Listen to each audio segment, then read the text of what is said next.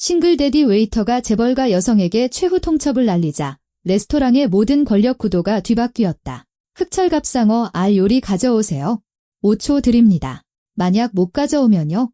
때로는 단 7마디 말이 한 사람의 경력을 무너뜨리기도 하고 때로는 새로 쌓아 올리기도 하며 또 때로는 그 사람의 진정한 모습을 드러내기도 한다.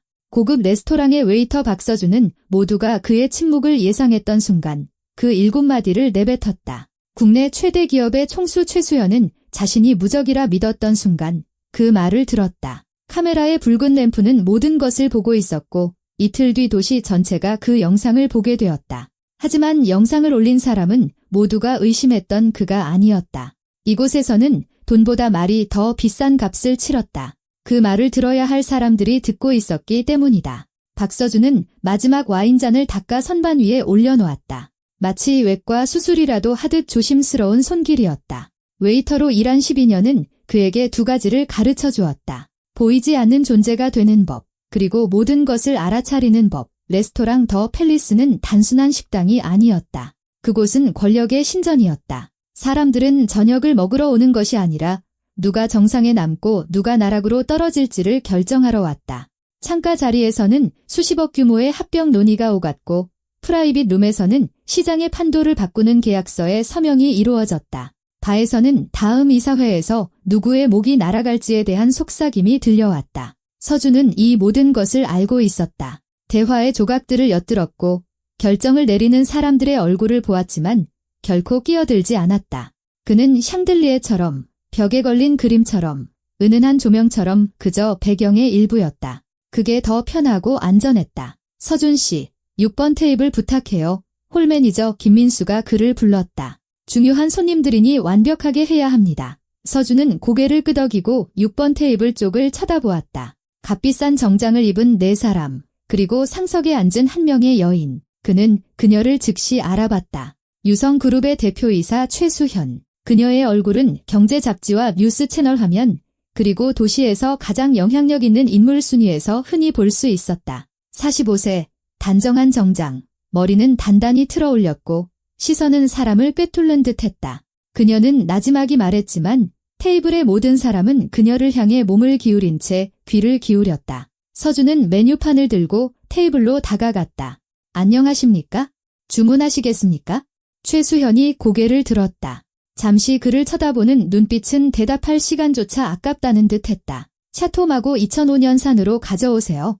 헷갈리지 말고요. 목소리는 평탄했지만 그 안에는 강철 같은 차가움이 묻어났다. 서준은 주문을 적고 고개를 끄덕였다. 알겠습니다. 바로 가져다 드리겠습니다. 그는 몸을 돌려 와인 저장고로 향했다. 계단을 내려가며 그는 자신이 얼마나 지쳤는지 생각했다. 오늘 아침 아들 민준을 학교에 데려다주고 2시간 동안 교통체증에 시달렸다. 그 다음엔 변두리 카페에서 낮 근무를 하고 곧장 이곳 더 팰리스로 출근했다. 집에 돌아가면 자정이 넘을 것이다. 민준이는 자고 있겠지? 아침이면 똑같은 일상이 반복될 터였다. 아내가 냉장고에 쪽지 한 장을 남기고 떠난 후로 5년 동안 매일이 그랬다. 미안해. 난 못하겠어. 서준은 필요한 와인병을 찾아 연도를 확인했다. 2005년 맞았다. 코르크 스크루를 챙겨 2층으로 올라갔다. 테이블의 분위기는 긴장감이 감돌았다. 머리가 벗겨지고 불안한 듯 눈을 깜빡이는 50대 남자가 최수연에게 무언가를 열심히 설명하고 있었다.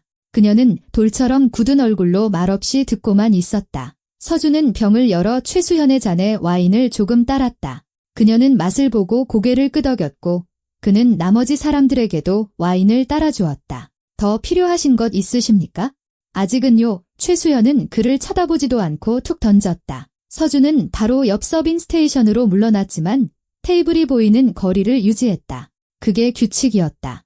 웨이터는 손님이 무언가 필요로 할 때를 즉시 알아차려야 했다. 그는 곁눈질로 그들의 테이블을 살폈다. 대화는 점점 더 격해지고 있었다. 머리가 벗겨진 남자가 목소리를 높였다. 최수연은 단 한마디로 그의 말을 가로챘다. 남자는 입을 다물고 턱을 굳혔다. 서준은 이런 권력의 언어를 알고 있었다. 수천 번도 더 봤다. 상석에 앉은 자가 언제나 이겼다. 다른 사람들은 그저 논쟁하는 척할 뿐이었다. 1시간은 평소와 같은 리듬으로 흘러갔다. 서준은 다른 테이블을 서빙하고 주문을 받고 정중하면서도 무심하게 미소 지었다. 밤 9시 민준에게서 전화가 왔다. 아빠, 언제 와? 늦어. 아들. 자정 넘어서. 밥은 먹었어? 응, 피자 데워 먹었어. 잘했네. 숙제는 거의 다 수학만 마저 하면 돼. 착하다. 10시에 자 아침에 확인할게. 알았어, 아빠. 피곤하겠다. 서준은 잠시 말을 멈췄다. 민준이는 항상 그의 기분을 알아챘다. 조금, 괜찮아. 응, 일 잘해. 고마워. 아들 서준은 휴대폰을 주머니에 넣고 홀로 돌아왔다. 6번 테이블은 와인을 거의 다 마셔가고 있었다. 최수연은 창밖을 보고 있었다. 그녀의 얼굴은 아무것도 읽을 수 없었다. 서준이 다가갔다. 와인 더 가져다 드릴까요?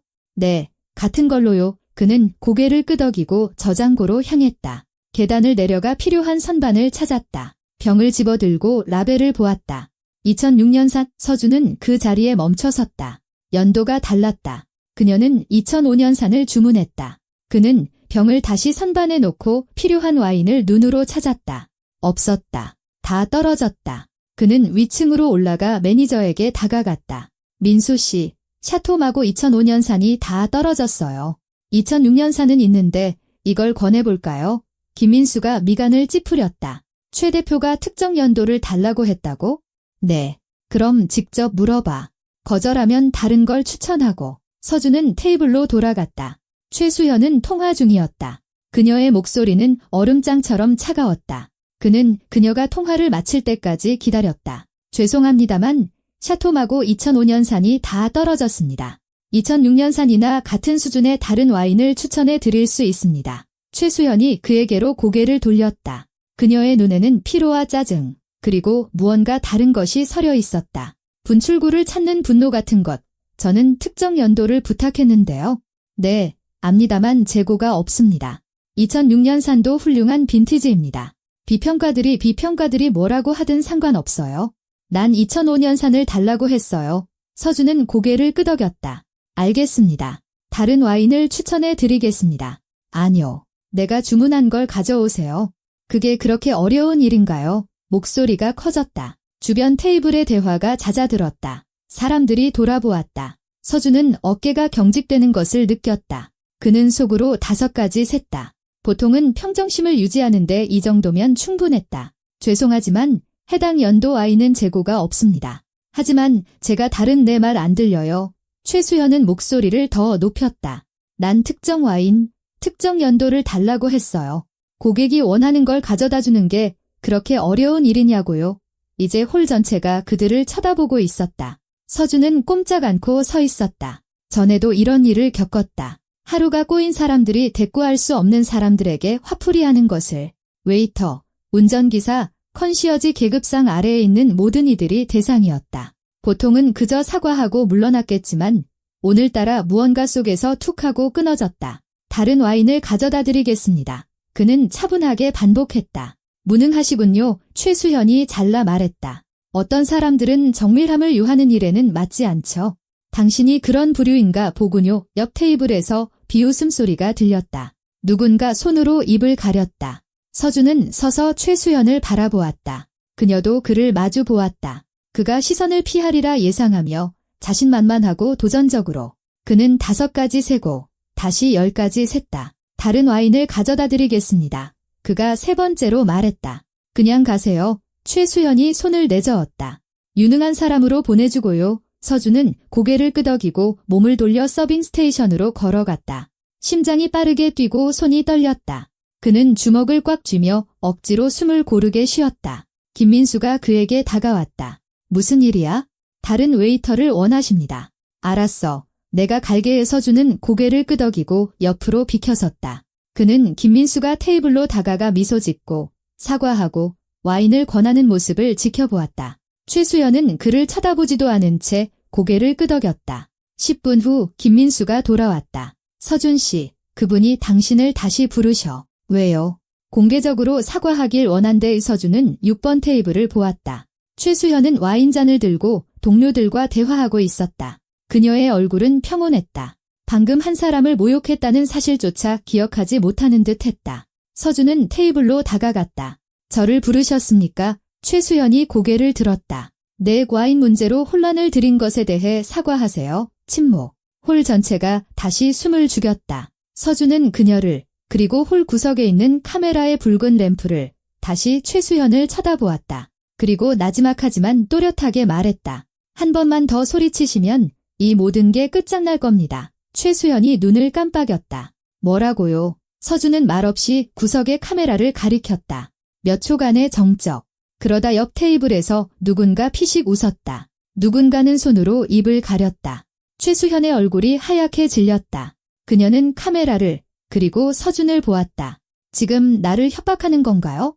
아닙니다. 그냥 이곳에 카메라가 있고 모든 게 녹화되고 있다는 사실을 상기시켜 드리는 겁니다. 최수연은 의자를 밀치며 벌떡 일어섰다. 일어나죠. 그녀는 테이블에 지폐 몇 장을 던지고 가방을 챙겨 출구로 향했다.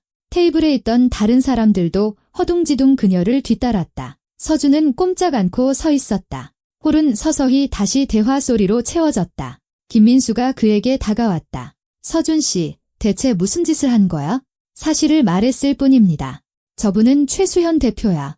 인맥, 돈, 권력 당신을 망가뜨릴 수도 있어. 서준은 그의 눈을 바라보았다. 그럴지도 모르죠. 하지만 오늘은 아닙니다. 그는 서빙 스테이션으로 돌아가 쟁반을 들고 다음 테이블로 향했다. 내면에서 무언가 변했다. 무엇인지는 몰랐지만 오늘 밤 이후로 그의 인생은 이전과 같지 않을 것임을 직감했다. 창밖의 도시는 불빛으로 윙윙거렸다.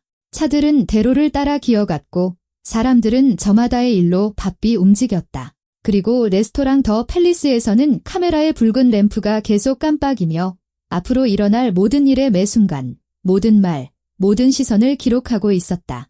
눈을 감을 때마다 카메라의 붉은 램프가 어른거렸다. 최수연은 차에 앉아 창밖을 바라보고 있었다. 스쳐 지나가는 도시의 불빛은 눈에 들어오지 않았다.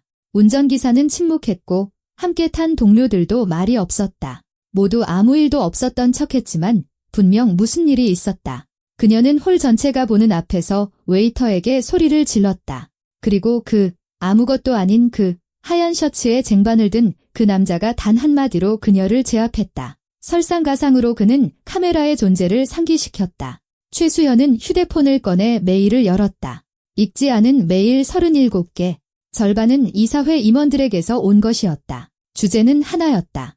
48시간 뒤에 있을 투표. 그녀의 자리는 위태로웠다. 분기 실적은 예상치를 밑돌았고 두 건의 대형 계약은 무산되었다. 주주들은 불안해했고 이제 이사회의 일부는 그녀의 해임을 원했다. 체면을 지키고 말 한마디, 몸짓 하나까지 통제해야 했다.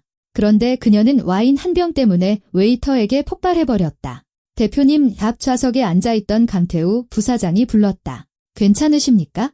네, 그녀는 짧게 대답했다. 그 웨이터, 제정신일까요? 잊어버리세요. 하지만 카메라를 언급했습니다. 누가 녹화 영상을 유포라도 하면 아무도 유포 못합니다. 여긴 프라이빗 레스토랑이에요. 녹화 영상은 내부에서만 보관하고 사고 발생 시에만 사용됩니다. 이게 사고가 아닙니까? 최수연이 그에게로 돌아섰다. 강 부사장님, 제가 잊으라고 했습니다. 아무것도 아닙니다. 강 부사장은 고개를 끄덕이고 입을 다물었지만 최수연은 그가 옳다는 것을 알았다. 이건 사고였다. 그리고 만약 영상이 엉뚱한 사람 손에 들어간다면 그녀는 그 생각을 떨쳐냈다. 최근 몇 주간 너무 예민했다. 새로운 공포가 아니라 휴식이 필요했다. 차는 그녀의 집 앞에 멈췄다. 도심의 고급 주상복합, 경비원, 컨시어지, 대리석 로비. 최수연은 동료들에게 인사도 없이 내려 엘리베이터를 타고 집으로 올라갔다.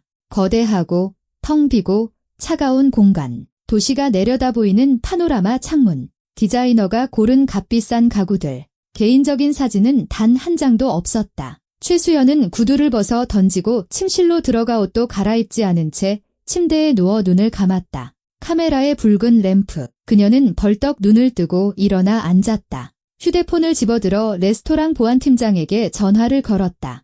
여보세요. 최수현입니다. 귀 레스토랑의 CCTV 시스템에 대해 정보가 필요합니다. 죄송합니다만 관련 정보는 저는 단골 고객입니다. 지난 1년간 당신들 레스토랑에서 1억 원 이상을 썼어요. 녹화 영상이 얼마나 보관되는지, 누가 접근할 수 있는지 알아야겠습니다. 침묵. 영상은 30일간 보관됩니다. 저와 지배인, 그리고 기술 담당자만 접근 가능합니다. 경찰이나 법원의 요청이 있을 경우 공식적인 절차에 따라 제출합니다. 그게 전부인가요? 다른 사람은요? 아무도 없습니다. 확실한가요? 물론입니다. 최수연은 전화를 끊고 휴대폰을 협탁에 내려놓았다. 30일. 그럼 한 달 뒤면 영상은 자동으로 삭제될 것이다. 그냥 기다리기만 하면 된다. 그녀는 다시 누워 눈을 감았다. 하지만 잠은 오지 않았다. 아침은 회의로 시작되었다. 회의실 테이블에 둘러앉은 10명의 사람들. 화면에는 프레젠테이션, 숫자, 그래프, 전망이 떠 있었다. 최수연은 건성으로 들었다. 머리가 깨질 듯 아팠다. 거의 뜬 눈으로 밤을 새웠다. 대표님이 재무이사가 그녀를 불렀다. 이 계획에 동의하십니까? 그녀가 고개를 들었다. 무슨 계획 말입니까? 마케팅 비용 최적화 말입니다. 예산을 20% 삭감할 것을 제안합니다. 아니요. 그건 실수입니다. 우리에게 필요한 건 투자를 줄이는 게 아니라 늘리는 겁니다. 하지만 주주들은 비용 절감을 요구하고 있습니다. 주주들은 시장이 어떻게 돌아가는지 모릅니다. 우리가 고객을 잃는 건 바로 취약한 마케팅 때문입니다. 재무이사는 입을 다물었고 다른 사람들은 서로 눈치를 보았다. 강 부사장이 그녀에게 몸을 기울였다. 대표님, 나중에 좀 더 차분한 분위기에서 논의하는 게 어떨까요? 그녀는 그를 보았다. 그의 눈에 이상한 기색이 서려 있었다. 조심스러움, 혹은 두려움. 좋습니다. 그녀가 말했다. 나중에 논의하죠. 회의가 끝나고 모두 흩어졌다. 강 부사장은 남았다. 대표님, 정말 괜찮으신 겁니까? 네, 그냥 피곤해서요. 이해합니다만 모레가 투표입니다. 최상의 컨디션을 유지하셔야 합니다. 알고 있습니다. 그는 고개를 끄덕이고 나갔다. 최수연은 회의실에 홀로 남아 휴대폰을 보았다. 뉴스 포털에서 온 알림. 유성그룹 주가 3% 하락. 그녀는 눈을 감고 주먹을 꽉 쥐었다. 모든 것이 느리지만 확실하게 무너지고 있었다. 저녁에 그녀는 다시 더 팰리스를 찾았다. 원에서가 아니라 이사회에서 그녀의 운명을 좌우할 수 있는 핵심 투자자와의 약속이 잡혀 있었기 때문이다. 그녀는 홀에 들어서며 주위를 둘러보았다. 6번 테이블에는 다른 손님들이 앉아 있었다. 박서준은 보이지 않았다. 다행이었다. 어색함이 덜할 테니. 최수연은 투자자가 기다리는 프라이빗 룸으로 들어갔다. 60대쯤 되어 보이는 백발의 날카로운 눈빛을 가진 남자였다. 안녕하십니까, 이 회장님. 최 대표, 어서 와요. 그들이 자리에 앉자 웨이터가 메뉴판을 가져왔다. 박서준이 아닌 젊고 깍듯하게 예에 바른 다른 웨이터였다. 웨이터가 나가자 이 회장이 말했다. 본론부터 얘기합시다. 투표는 뭐래요? 난 아직 마음을 정하지 못했소. 무엇이 마음에 걸리십니까? 지난 분기 실적, 두건이 계약 무산, 주가 하락 질시적인 어려움입니다. 시장이 침체기라 모든 기업이 마이너스를 기록하고 있습니다. 모든 기업은 아니지. 타이탄은 5% 성장했더군. 최수연은 입술을 깨물었다. 타이탄은 사업 분야가 다릅니다. 타이탄은 강력한 리더가 있지? 문제는 최 대표가 얼마나 강력하냐는 거요. 최수연은 그의 눈을 똑바로 쳐다보았다. 저는 5년 만에 회사를 10대 그룹으로 성장시켰습니다. 시가총액을 2배로 늘렸고 다른 이들은 꿈만 꾸던 계약들을 성사시켰습니다. 일시적인 어려움이 이 모든 것을 덮을 수는 없습니다. 이 회장은 고개를 끄덕였다. 인상적이군. 하지만 한 가지가 더 있소? 소문 말이오. 무슨 소문 말씀이십니까? 당신 성격에 대한 소문. 부하 직원들을 혹독하게 다루고 회사 분위기가 아주 독선적이라고들 하더군. 최수연이 피식 웃었다. 이 회장님, 우리는 유치원이 아니라 대기업을 경영하고 있습니다. 강인함은 필수입니다. 강인함과 무례함은 다른 거요. 최수연은 그 자리에 얼어붙었다. 무슨 뜻이십니까? 리더는 감정을 조절할 줄 알아야 한다는 뜻이요. 특히 대중 앞에서. 그는 그녀를 기다린다는 듯 쳐다보며 말을 멈췄다. 최수연은 깨달았다. 그는 어젯밤 일, 웨이터와의 충돌에 대해 알고 있었다. 이 회장님, 만약 홀에서 있었던 그 사건을 말씀하시는 거라면 난 아무 말도 안 했소. 그가 말을 끊었다. 그저 사실을 말할 뿐이요. 대기업의 리더는 대중 앞에서 감정을 터뜨려서는 안 돼요. 평판에 좋지 않지? 최수연은 고개를 끄덕였다. 알겠습니다. 다시는 이런 일이 없을 겁니다. 그러길 바라오. 저녁 식사는 어색한 분위기 속에서 끝났다. 이 회장은 그녀에게 투표할지 말지 명확한 답을 주지 않았다. 최수현은 밤 10시에 집에 돌아와 노트북을 켰다. 이사회 발표용 프레젠테이션 파일을 열고 새벽 2시까지 일했다. 그리고 잠자리에 들자 또다시 카메라에 붉은 램프가 보였다. 그녀는 새벽 4시에 식은땀을 흘리며 깨어나 휴대폰을 움켜쥐었다. 브라우저를 열고 검색어를 입력했다. 최수현 스캔들 레스토랑. 아무것도 없었다. 최수현 웨이터. 아무것도 없었다. 그녀는 안도의 한숨을 내쉬었다. 아직은 조용했다. 하지만 왠지 모르게 불안감은 가시지 않았다. 투표 전날 최수현은 지역 대표들과 회의를 진행하고 있었다. 화상회의, 화면에 나타난 20명의 사람들, 보고, 질문. 회의 중간에 그녀의 휴대폰이 진동했다. 모르는 번호로부터 온 메시지. 지금 당장 SNS 확인하세요. 최수현은 미간을 찌푸리며 휴대폰 브라우저를 열어 인기 소셜 네트워크에 접속했다. 그리고 보았다. 영상 제목, 재벌 그룹 대표, 고급 레스토랑에서 웨이터에게 갑질, 조회수 50만, 공유 2만, 해시태그는 갑질 최수현, 오만한 대표, 독선적인 상사, 최수현은 영상을 열었다. 편집은 깔끔했다. 카메라는 위에서 찍고 있었고 소리는 완벽하게 들렸다. 그녀의 목소리, 무능하시군요. 어떤 사람들은 정밀함을 요하는 일에는 맞지 않죠. 배경에서 들리는 웃음소리, 박서준의 차분한 목소리, 다른 와인을 가져다 드리겠습니다. 더 커진 그녀의 목소리, 그냥 가세요. 유능한 사람으로 보내주고요. 그 다음은 공개 사과를 요구하는 그녀의 모습, 그리고 박서준의 7마디로 끝이 났다. 한 번만 더 소리치시면 이 모든 게 끝장날 겁니다. 그녀의 창백해진 얼굴, 홀을 떠나는 모습으로 영상은 끝났다. 최수현은 눈도 깜빡이지 않고 화면을 응시했다. 영상 아래 달린 댓글들은 살인적이었다. 이게 바로 독선적인 리더십의 표본. 불쌍한 웨이터, 정말 품위 있게 대처했네. 저런 사람은 회사를 경영하면 안 됨 해고되길 바란다. 최수현은 휴대폰을 내려놓았다. 회의 참석자 모두가 노트북 화면 너머로 그녀를 쳐다보며 보고의 다음 순서를 기다리고 있었다. 그녀는 아무 말도 할 수 없었다. 대표님, 누군가 불렀다. 그녀는 노트북을 닫고 일어서서 사무실을 나갔다.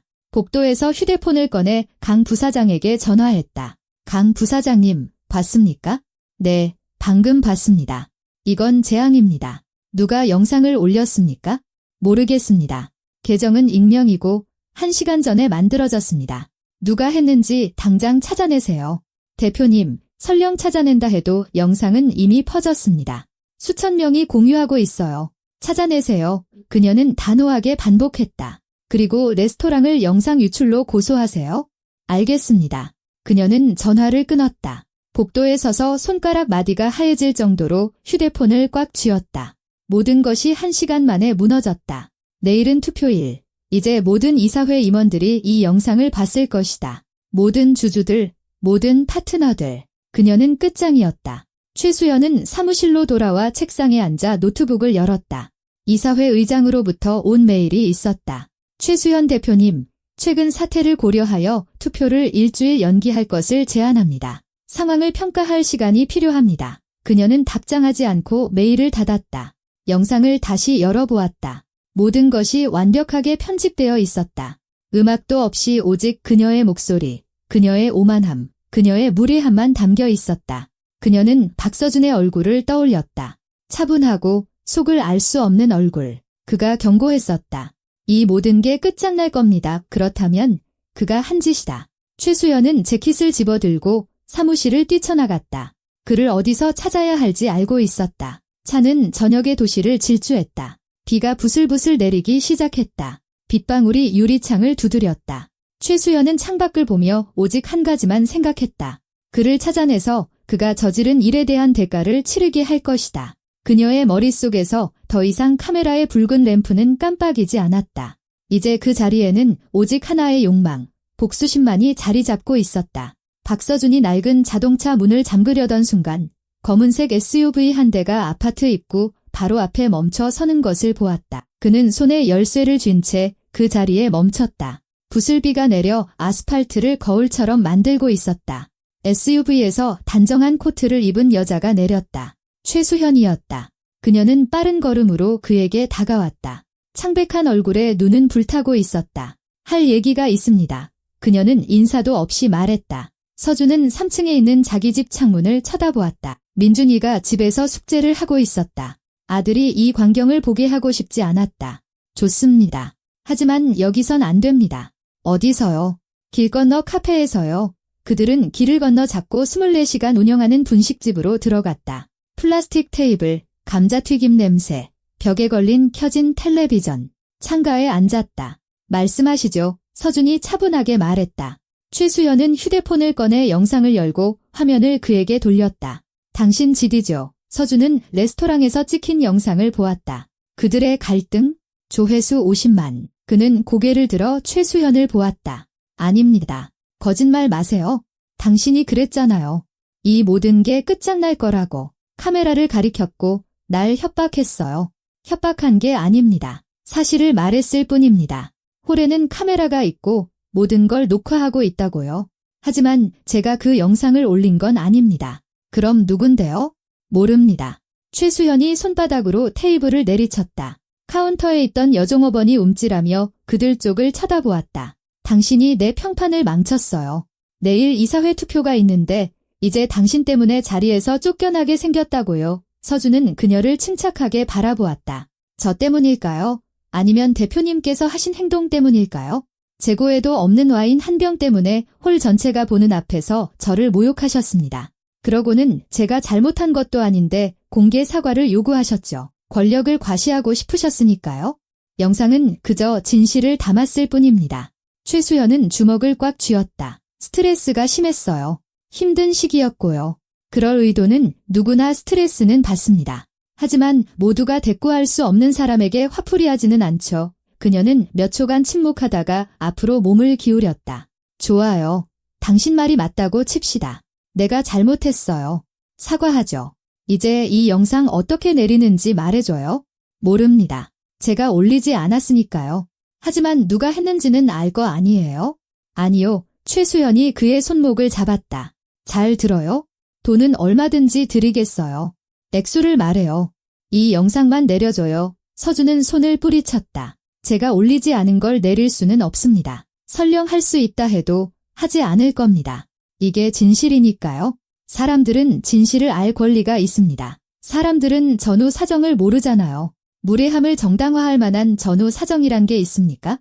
최수연은 의자 등받이에 기댔다. 그녀의 얼굴은 억누른 감정으로 떨리고 있었다. 당신은 몰라요. 내가 자리에서 물러나면 회사는 무너질 겁니다. 수천 명이 일자리를 잃고 투자자들은 돈을 잃겠죠. 내가 10년 동안 쌓아 올린 모든 게 사라진다고요. 그렇다면 웨이터에게 소리 지르기 전에 그 생각을 하셨어야죠.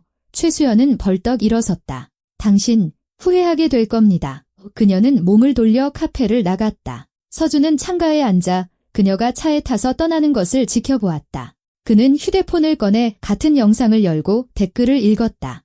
대부분은 그를 지지하며 영웅이라고 칭했다. 그가 어떻게 존엄성을 지켜야 하는지 보여주었다고 썼다. 하지만 서준은 자신이 영웅처럼 느껴지지 않았다. 그저 피곤할 뿐이었다. 집에 돌아오니 민준이가 책상에 앉아 교과서를 펴놓고 있었다. 아빠, 어디 갔다 왔어? 어떤 아주머니랑 얘기 좀 했어? 일 때문에. 그렇다고 할 수 있지. 민준이가 눈을 가늘게 떴다. 아빠 이상해 보여? 무슨 일 있었어? 서준은 아들 옆에 앉았다. 민준아, 누가 다른 사람한테 못되게 구는 거 본 적 있어? 응, 학교에서 철수가 동생들 때리는 거 우리 반 애들이랑 가서 그만하라고 했어? 그래서 처음엔 막 대들더니 나중엔 그만뒀어. 나쁜 애로 보이기 싫다고 하더라. 서준이 미소 지었다. 그것 봐 때로는 사람들이 자기 행동이 남들 눈에 어떻게 보이는지 누가 보여주기 전까지는 모르는 법이야? 아빠가 누구한테 보여줬어? 응, 어떤 아주머니한테. 그래서 그 아주머니는 깨달았대? 모르겠어. 그랬으면 좋겠다. 민준이는 고개를 끄덕이고 다시 숙제에 집중했다. 서준은 부엌으로 가 차를 끓여 창가에 앉아 유리창 너머로 내리는 비를 바라보았다. 전화벨이 울렸다. 모르는 번호였다. 여보세요. 박서준 씨 맞으십니까? 네. 저는 시티뉴스 기자 이기철입니다. 최수연 대표와의 일에 대해 인터뷰를 하고 싶어서요. 아니요. 괜찮습니다. 하지만 사람들은 당신의 입장을 듣고 싶어 합니다. 제 입장이랄 건 없습니다. 영상에 다 나와 있으니까요. 서준 씨, 당신은 독선적인 리더십에 맞서는 상징이 되었습니다. 당신의 이야기는 사람들에게 영감을 줍니다. 저는 상징이 되고 싶지 않습니다. 그냥 일하고 아들을 키우고 싶을 뿐입니다. 하지만 당신은 무례함에 시달리는 다른 사람들을 도울 수 있습니다. 죄송하지만 관심 없습니다. 서준은 전화를 끊었다. 다음 이틀 동안 전화는 끊이지 않았다. 기자, 블로거, 활동가들 모두가 인터뷰와 코멘트, 의견을 원했다. 서준은 휴대폰을 꺼버렸다. 3일 만에 출근하자 레스토랑 대표가 그를 사무실로 불렀다. 서준 씨, 얘기 좀 합시다. 네. 영상 봤나? 네. 자네가 올렸나? 아닙니다. 대표는 고개를 끄덕였다. 믿네. 하지만 문제는 그 영상 때문에 우리가 소송을 당했다는 거야. 최수현 대표가 영상 유출에 대한 손해배상을 청구했어. 그래서 저한테 원하시는 게 뭡니까? 알아야겠네. 그날 밤 녹화 영상에 접근할 수 있었던 사람이 또 누가 있지? 모릅니다. 저는 웨이터지 보안 요원이 아닙니다. 알아. 하지만 뭔가 더 터지면 자네를 해고할 수밖에 없어. 서준은 그의 눈을 바라보았다. 무슨 이유로요? 제가 카메라 앞에서 모욕당했다는 이유로요? 아니, 자네가 스캔들의 원인이 됐다는 이유로. 서준 씨, 자네가 옳았다는 건 알아. 하지만 비즈니스는 비즈니스야. 나한테 필요한 건 진실이 아니라 고객이라고. 서준은 고개를 끄덕였다. 알겠습니다. 그는 사무실을 나와 홀로 돌아갔다. 그날 저녁 20대 후반으로 보이는 청바지와 가죽 재킷 차림의 젊은 여자가 그에게 다가왔다. 박서준 씨 맞으시죠? 네. 잠깐 시간 괜찮으세요? 네. 그녀는 주위를 둘러보고 아무도 없는 것을 확인했다. 영상을 봤어요. 그리고 감사하다고 말씀드리고 싶어서요. 제 언니가 유성그룹에서 일했어요. 상사에게 공개적으로 반대 의견을 냈다는 이유로 해고당했죠. 최수현 대표가 그런 사람은 필요 없다고 했대요. 언니는 한 달 동안 구직하다가 무너졌어요. 지금은 심리 상담을 받고 있고요.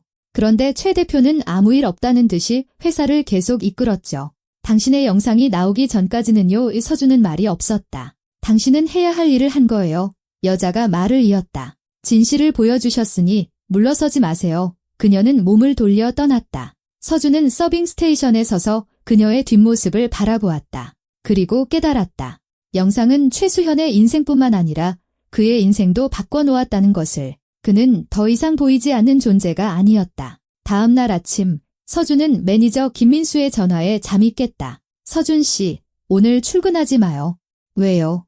레스토랑 앞에 기자들이 진을 치고 있어요. 촬영하고 질문하고 난리예요. 대표님이 당분간 집에 있으라고 하셨어요. 얼마나요? 모르겠어요.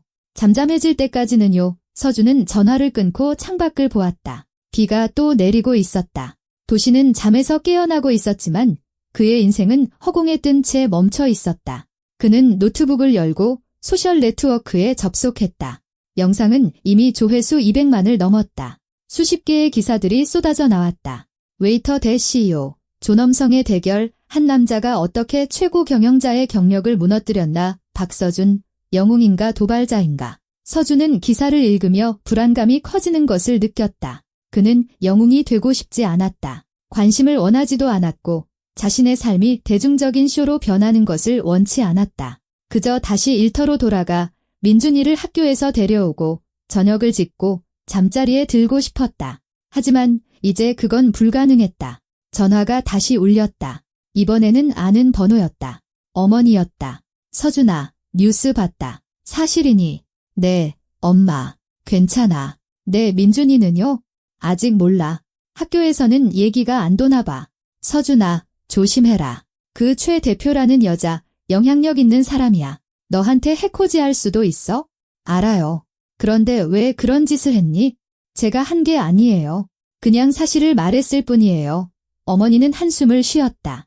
때로는 진실이 거짓말보다 더 비싼 값을 치르게 한단다. 서준은 전화를 끊었다. 저녁에 그는 창가에 앉아 차를 마시며 무슨 일이 일어났는지 생각했다. 최수현의 단 한 번의 실수로 그녀의 경력은 위기에 처했다. 그의 7마디 말로 그의 인생은 뒤집혔다. 누가 이겼을까? 아무도 없었다. 누가 졌을까? 둘 다였다. 창밖의 빗줄기는 굵어지고 있었다. 도시는 잿빛에 잠겨 있었다. 서준은 눈을 감고 이 모든 것이 꿈이기를, 내일 아침 눈을 뜨면 출근하고 모든 것이 예전 같기를 상상했다. 하지만 그는 알고 있었다. 그런 일은 없을 거라고. 카메라의 붉은 램프는 그 순간을 포착했고, 이제 그 순간은 그의 의지와 상관없이 스스로의 생명력을 갖고 살아 움직였다. 그에게 남은 것은 이 모든 것이 어떻게 끝날지 기다리는 것뿐이었다. 최수연은 이사회 임원들 앞에 서서 발밑에 땅이 꺼지는 것을 느꼈다. 긴 테이블에 둘러앉은 12명의 사람들. 모두 동정심에서부터 잘 숨겨진 고소함에 이르기까지 다양한 표정으로 그녀를 바라보고 있었다. 그녀 뒤의 화면에는 바로 그 영상의 한 장면이 멈춰 있었다. 분노로 일그러진 그녀의 얼굴. 이사회 의장인 이정훈 회장이 헛기침을 했다. 최수연 대표, 우리는 회사에서 당신의 거취를 논의하기 위해 모였습니다. 3일 전 인터넷에 올라온 영상은 우리 그룹의 명성에 심각한 손해를 끼쳤습니다. 주가는 8% 하락했고 세 곳의 주요 파트너가 협상을 중단했습니다. 이 상황을 어떻게 수습할 계획인지 들어야겠습니다. 최수연은 허리를 폈다. 계획이 있습니다. 공개 사과, 자선 활동, 그리고 기업 문화 개선 프로그램을 실행하겠습니다. 이번 일에 대한 모든 책임을 지겠습니다. 훌륭하군요. 이 회장이 고개를 끄덕였다. 하지만 그것으로 충분할까요? 저는 그렇다고 생각합니다. 한 번의 실수가 10년간의 성공적인 업적을 무효로 만들어서는 안 됩니다. 그녀의 오른쪽에 앉아있던 강태우 부사장이 앞으로 몸을 기울였다. 회장님, 한 말씀 덧붙여도 되겠습니까? 최 대표님께서 회사에 많은 공헌을 하신 것은 사실입니다. 하지만 최근 몇 달간 경영상의 시스템적인 문제들이 드러났습니다. 이직률은 20% 증가했고 직원들의 불만 접수도 잦아졌습니다. 상황 안정을 위해 일시적으로 권한을 이양하는 방안을 고려해볼 때가 아닌가 싶습니다. 최수연이 그에게로 획 돌아섰다. 강 부사장, 지금 저를 직무 정지시키자는 겁니까? 상황이 정상화될 때까지 일시적으로 말입니다. 그럼 누가 경영을 맡게 됩니까? 당신이. 강 부사장은 어깨를 으쓱했다. 이사회가 필요하다고 판단한다면요. 최수연은 속이 꽉 죄어오는 것을 느꼈다. 그녀는 깨달았다. 이것은 즉흥적인 발언이 아니라 계획된 것이었다. 강 부사장은 이 순간을 기다려왔다. 그녀는 다른 이사회 임원들을 둘러보았다. 대부분이 그녀의 시선을 피했다. 여러분, 그녀가 천천히 말했다. 정말로 영상 하나가 사퇴의 이유가 된다고 생각하신다면 투표하십시오. 하지만 이것만은 아십시오. 제가 없으면 이 회사는 반년 안에 무너질 겁니다. 대담한 발언이군요. 이 회장이 말했다. 현실적인 발언입니다. 모든 핵심 계약은 제 개인적인 인맥과 연결되어 있습니다. 모든 전략적 결정은 제가 내렸습니다. 위험을 감수하고 싶으시다면 여러분의 권리입니다. 침묵이 흘렀다. 잠시 후 이 회장이 고개를 끄덕였다. 좋습니다. 투표는 일주일 연기하도록 하죠.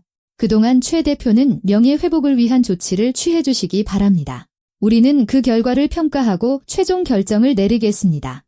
최수연은 고개를 끄덕였다. 감사합니다. 그녀는 회의실을 나섰다. 복도에서 강 부사장이 그녀를 따라잡았다. 대표님, 이렇게 되어 유감입니다. 그녀는 멈춰서서 그를 돌아보았다. 정말로요? 저는 그저 많은 사람들이 생각하는 바를 말했을 뿐입니다. 회사의 이익을 위해서요. 회사의 이익을 위해서, 아니면 당신 자신의 야망을 위해서. 강 부사장은 차갑게 미소 지었다. 그게 다른 겁니까? 최수연은 대답 없이 몸을 돌려 걸어갔다. 저녁에 그녀는 사무실에 앉아 재무보고서를 들여다보았지만 숫자는 눈에 들어오지 않았다.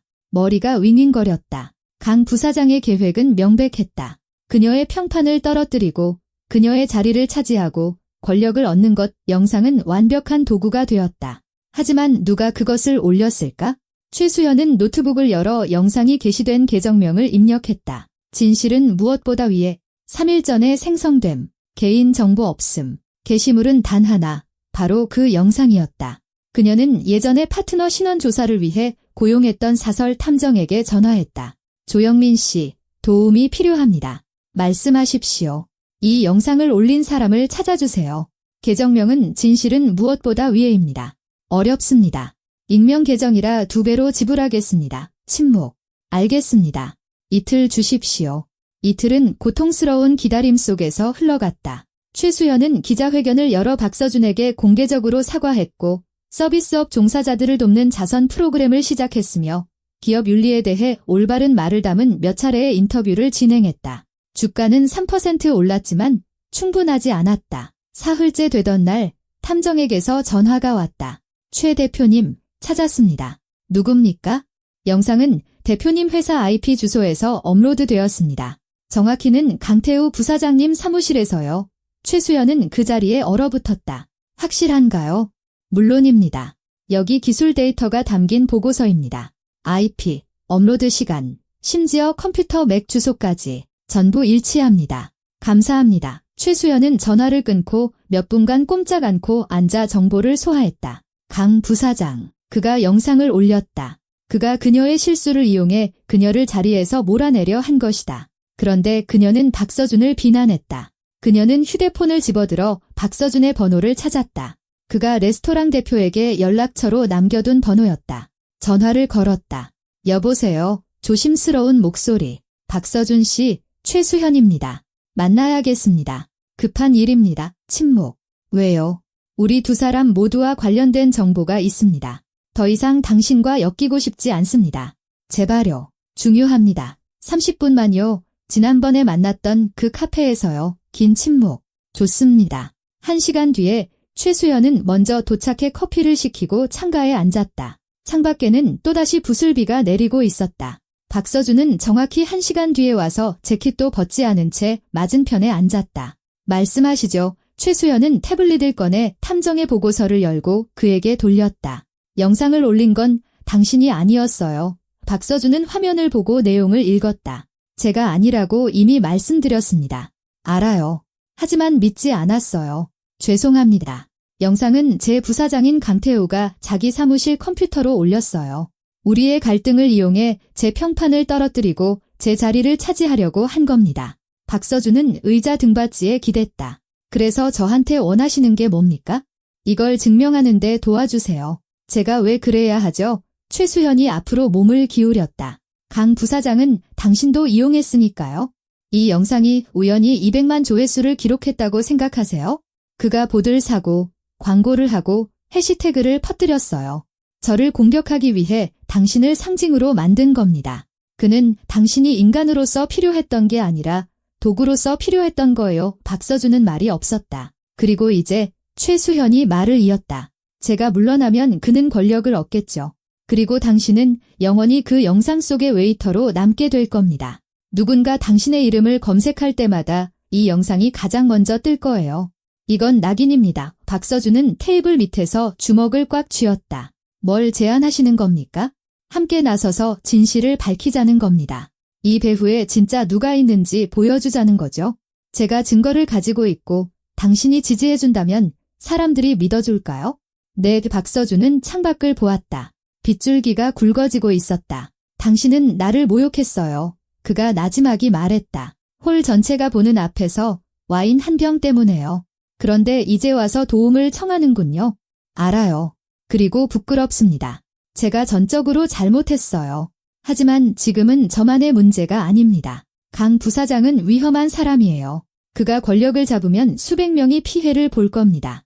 그는 저보다 100배는 더 해로운 사람이지만 그걸 감출 줄 알 뿐이에요. 박서준은 다시 그녀를 보았다. 돕겠다고 동의하는 게 당신을 용서했다는 뜻은 아닙니다. 이해합니다. 그리고 당신이 어떻게 행동했는지 잊었다는 뜻도 아니고요. 잊어달라고 부탁하지 않겠습니다. 박서준은 고개를 끄덕였다. 좋습니다. 뭘 하면 됩니까? 최수연은 안도의 한숨을 내쉬었다.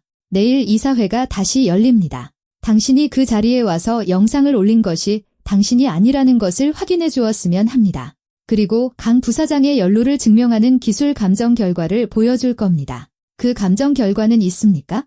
탐정이 서류를 준비 중입니다. 아침까지는 준비될 겁니다. 강 부사장이 그걸 순순히 인정할까요? 아니겠죠? 하지만 팩트가 눈앞에 놓이면 어쩔 수 없을 겁니다. 박서준은 생각에 잠겼다. 좋습니다. 가겠습니다. 하지만 조건이 있습니다. 어떤 조건이죠? 이 일이 끝나면 다시는 제 인생에 나타나지 마세요. 전화도, 만남도, 감사 인사도 필요 없습니다. 우리는 이 일을 하고 각자의 길을 가고 서로를 잇는 겁니다. 최수연은 고개를 끄덕였다. 알겠습니다. 그들은 악수했다. 다음 날 아침 박서준은 유성그룹 본사에 도착했다. 유리와 콘크리트로 지어진 마천루, 대리석 로비, 정장을 입은 경호원들. 그는 회의실로 안내되었다. 이사회는 이미 모여 있었다. 최수연은 서류 폴더를 들고 화면 옆에 서 있었다. 강 부사장은 오른쪽에 앉아 평온한 얼굴을 하고 있었다. 박서준이 들어서자 모두가 돌아보았다. 여러분, 최수연이 말을 시작했다. 영상 문제를 명확히 하기 위해 박서준 씨를 모셨습니다. 서준 씨, 저희의 갈등이 담긴 영상을 인터넷에 올리셨습니까? 박서준이 앞으로 나섰다. 아니요, 제가 올리지 않았습니다. 강 부사장이 피식 웃었다. 물론 그렇게 말하겠죠? 누가 그런 짓을 했다고 인정하겠습니까? 제게는 증거가 있습니다. 최수연이 탐정의 보고서를 테이블에 올려놓았다. 기술 감정 결과. 영상은 우리 회사 IP 주소, 구체적으로는 강태우 부사장님 사무실의 컴퓨터에서 업로드된 것으로 나타났습니다. 강 부사장의 얼굴이 하얗게 질렸다. 말도 안 됩니다. 여기 데이터입니다. 최수연이 태블릿을 돌렸다. IP, 넥 주소, 업로드 시간, 전부 일치합니다. 당신이 저를 비난하고 제 자리를 차지하기 위해 영상을 올린 겁니다. 강 부사장은 벌떡 일어섰다. 이건 조작입니다. 누군가 제 컴퓨터를 해킹한 겁니다. 부사장님 컴퓨터는 회사 보안 시스템으로 보호됩니다. 최수연이 반박했다. 로그인하려면 개인 비밀번호와 생체 인식이 필요합니다. 해킹은 불가능합니다. 이 회장이 강 부사장을 보았다. 강 부사장, 설명할 수 있겠소? 강 부사장은 말이 없었다. 그의 얼굴은 서서히 붉어졌다. 이건 실수입니다. 기술적인 오류라고요. 아니요, 박서준이 앞으로 나섰다. 실수가 아닙니다. 당신은 저를 이용했습니다. 영상을 퍼뜨리고 광고를 사고 해시태그를 만들어서 개인적인 갈등을 권력을 위한 공개적인 스캔들로 만들었습니다. 강 부사장은 증오의 찬눈으로 그를 쳐다보았다. 넌 아무것도 아니야. 고작 웨이터일 뿐이라고. 내 의견 따위는 중요하지 않아. 그럴지도 모르죠. 박서준이 고개를 끄덕였다. 하지만 팩트는 스스로 말해줍니다. 이 회장이 펜으로 테이블을 두드렸다. 여러분, 내부 조사를 제안합니다. 혐의가 사실로 밝혀지면 강 부사장은 해고될 것입니다. 최 대표는 조사가 끝날 때까지 직위를 유지합니다. 나머지 이사들이 고개를 끄덕였다. 강 부사장은 창백하게 서서 주먹을 꽉 쥐었다. 후회하게 될 겁니다. 그가 최수연을 보며 속삭였다. 그럴지도 모르죠. 그녀는 차분하게 대답했다. 하지만 오늘은 아닙니다. 강 부사장은 몸을 돌려 회의실을 나갔다. 박서준은 최수연을 보았다. 그녀는 그에게 고맙다는 듯 고개를 끄덕였다. 그는 몸을 돌려 함께 나갔다. 엘리베이터를 타고 내려가며 그는 모든 것이 끝났다고 생각했다. 최수연은 자기 자리를 되찾을 것이다. 강 부사장은 해고될 것이다. 영상은 인터넷에 남겠지만 이제 사람들은 진실을 알게 될 것이다. 그리고 그는 자신의 삶으로, 일터로, 민준이에게로, 고요함으로 돌아갈 것이다. 엘리베이터 창밖의 비는 그치고 있었다. 도시는 드문 빗방울 아래 잠에서 깨어나고 있었다. 박서준은 건물 밖으로 나와 뒤도 돌아보지 않고 지하철역으로 향했다. 2주 후 박서준은 편지 한 통을 받았다. 종이 봉투, 고급 용지, 유성그룹의 직인이 찍혀 있었다. 그는 민준이가 아침 식사를 마치는 동안 부엌에서 편지를 열었다. 안에는 최수연이 보낸 짧은 편지가 있었다. 박서준 씨, 조사는 마무리되었습니다. 강태우 부사장은 해고되었고 경찰에 고발 조치되었습니다. 이사회는 제 직위를 재신임했습니다. 회사는 안정을 되찾았습니다. 저는 당신에게 우리 회사의 직책을 제안하고 싶습니다. 기업 윤리 담당 이사직입니다. 연봉 3억 원의 모든 복리 후생이 제공됩니다. 회사의 문화를 바꿀 기회를 갖게 될 것입니다. 당신은 제게 부족했던 것, 즉 정직과 존엄성을 보여주었습니다. 제 곁에는 당신 같은 사람이 필요합니다. 최수연 드림. 서준은 편지를 2번 읽고 접어서 다시 봉투에 넣었다. 아빠, 뭐야? 민준이가 물었다. 일자리 제안이야. 좋은 거? 아주 좋은 거? 그래서 할 거야. 서준은 아들을 그리고 아침 햇살 아래 잠에서 깨어나는 도시가 보이는 창문을 바라보았다. 아니, 그가 차분하게 말했다. 왜? 존중은 두려움이나 지위가 아니야. 민준아, 그건 여기에서 느끼는 거지. 그는 손을 가슴에 얹었다. 주변 모두가 변해야 한다고 말할 때도 자기 자신으로 남을 때 말이야. 저녁에 서준은 더 팰리스로 출근했다. 홀은 언제나처럼 만석이었다. 조용한 대화 소리, 와인잔이 부딪히는 소리, 은은한 조명. 김민수가 그에게 다가왔다. 서준 씨, 4번 테이블 부탁해요. 중요한 손님이야. 서준은 고개를 끄덕이고 메뉴판을 들고 테이블로 다가갔다. 그곳에는 최수연이 혼자 앉아 있었다. 그녀는 고개를 들어 그를 보고 희미하게 미소 지었다. 안녕하세요, 서준 씨. 안녕하십니까? 주문하시겠습니까? 최수연은 몇 초간 말이 없었다. 제 편지 받으셨죠? 네. 그리고 제안에 감사하지만 거절하겠습니다. 이유를 여쭤봐도 될까요? 서준은 메뉴판을 테이블에 내려놓았다. 저는 웨이터고 좋은 웨이터입니다. 그리고 저는 그걸로 충분합니다. 상징이 되고 싶지도 않고 남의 실수를 바로잡고 싶지도 않습니다. 그냥 일하고 아들을 키우고 조용히 살고 싶습니다. 최수연은 고개를 끄덕였다. 이해합니다. 그런 대답을 예상했어요. 그럼 왜 제안하셨습니까? 그래야만 했으니까요. 당신은 제게 잊지 못할 교훈을 주었습니다. 저는 변했습니다. 직원들과 회의를 하고 불만 사항을 듣고 회사 문화를 개선하기 위해 노력하고 있습니다. 더 이상 소리치거나 모욕하지 않습니다. 그게 남들 눈에 어떻게 보이는지 기억하니까요. 서준은 그녀를 보았다. 그녀의 눈에는 진심이 담겨 있었다. 잘 됐군요. 그가 말했다. 그 말을 들으니 기쁩니다. 서준 씨, 최수연이 앞으로 몸을 기울였다. 다시 사과를 구하는 건 아닙니다. 말이 별 의미 없다는 걸 알아요. 하지만 감사합니다. 다른 모든 사람들이 두려움 때문에 침묵할 때 당신은 제게 진실을 보여주었습니다. 서준은 고개를 끄덕였다. 무엇을 주문하시겠습니까? 최수연이 미소 지었다. 이번에는 진심이었다. 샤토 마고 2006년산으로요. 혹시 있다면요. 있습니다. 바로 가져다 드리겠습니다. 그는 몸을 돌려 와인 저장고로 향했다. 홀 구석의 카메라 붉은 램프는 계속 깜빡이며 저녁을 기록하고 있었다. 하지만 이제 그건 중요하지 않았다. 서준은 계단을 내려가 필요한 병을 찾아 위층으로 돌아와 와인을 따랐다. 최수연은 맛을 보고 만족스럽게 고개를 끄덕였다. 고맙습니다. 천만에요. 서준은 서빙 스테이션으로 물러나 최수연이 와인을 마시며 창밖을 보고 무언가 생각에 잠긴 모습을 지켜보았다. 잠시 후 그녀는 계산을 하고 두둑한 팁을 남기고 떠났다. 그 후로 그녀는 다시 레스토랑에 오지 않았다. 한 달 뒤, 영상은 더 이상 조회수가 늘지 않았다. 해시태그는 트렌드에서 사라졌다. 기자들은 새로운 스캔들로 옮겨갔다. 서준은 평범한 삶으로 돌아왔다. 1. 민준이의 학교, 주말 공원 나들이. 어느 날 민준이가 물었다. 아빠는 영웅이야? 왜 그렇게 생각해? 학교 애들이 영상을 봤대. 아빠가 못된 사장님을 혼내줬다고. 서준은 아들 옆에 앉았다. 민준아, 아빠는 영웅이 아니야. 그냥 옳지 않은 일에 침묵하지 않았을 뿐이야. 그건 영웅적인 행동이 아니라 당연한 거야. 하지만 많은 사람들이 침묵하잖아. 응, 두려워서 그래. 하지만 두려움은 좋은 조언자가 아니란다. 아빠는 안 무서웠어. 서준은 생각에 잠겼다. 무서웠지? 하지만 때로는 무서워도 옳은 일을 해야 할 때가 있어. 민준이가 고개를 끄덕였다. 알겠어. 나도 아빠처럼 될래. 서준은 아들을 껴안았다. 너 자신이 되렴. 그게 더 좋은 거야?